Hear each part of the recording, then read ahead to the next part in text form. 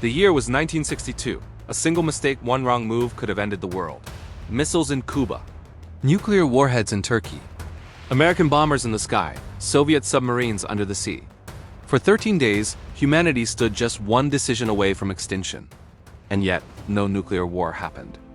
The Cold War lasted for nearly half a century, with spies, propaganda, secret wars, and constant threats. But not a single atomic bomb was ever dropped in anger. Why? The story of why the Cold War never turned nuclear begins not with politics, but with fear. Not the kind of fear that paralyzes you, but the kind that forces you to think twice before pulling the trigger.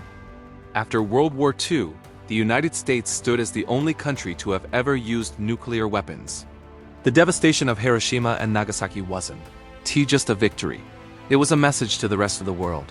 This is what happens when humanity gains the power of the gods. The Soviet Union saw it and knew to survive, they had to build their own. By 1949, they succeeded. The world had entered a terrifying new era, one where two nations could erase civilization in minutes. From that moment, both sides knew there would be no winners in a nuclear war. The scientists called it mutually assured destruction. MAD, a fitting name for a strategy that meant the only way to stay alive was to never fight. But that didn't mean peace. The Cold War became a chessboard, with proxy wars in Korea, Vietnam, Afghanistan, and Africa.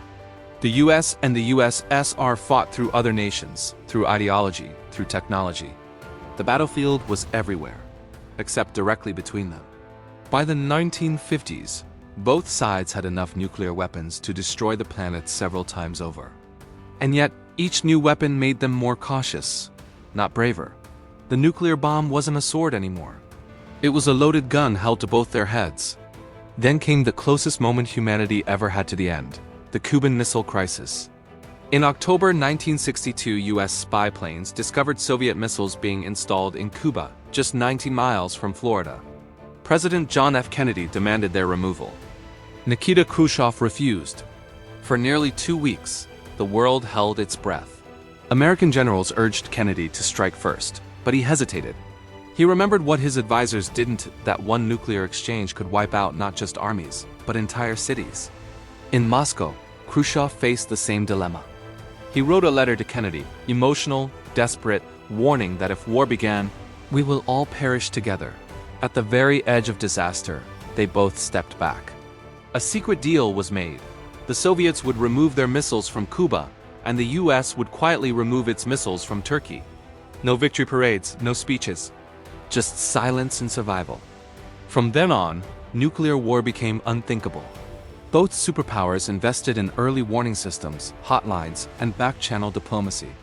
They signed treaties: the Nuclear Test Ban Treaty, the Non-Proliferation Treaty, SALT I and II, all meant to stop a war that no one wanted to fight.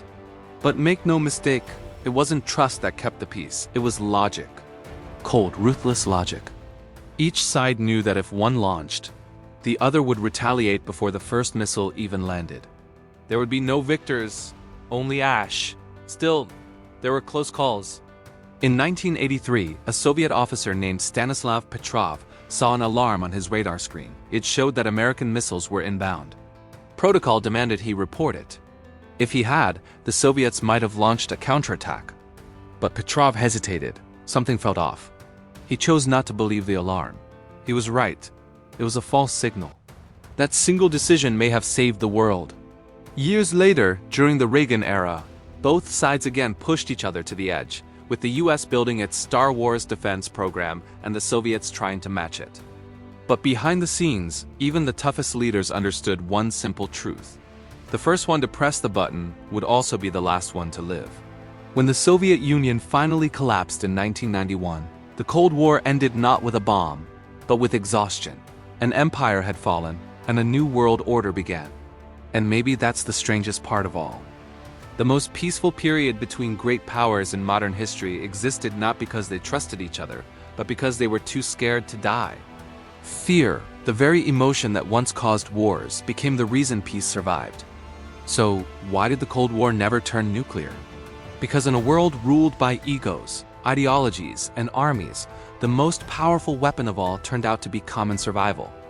And as long as that fear remains, It may be the only thing standing between us and the end of the world.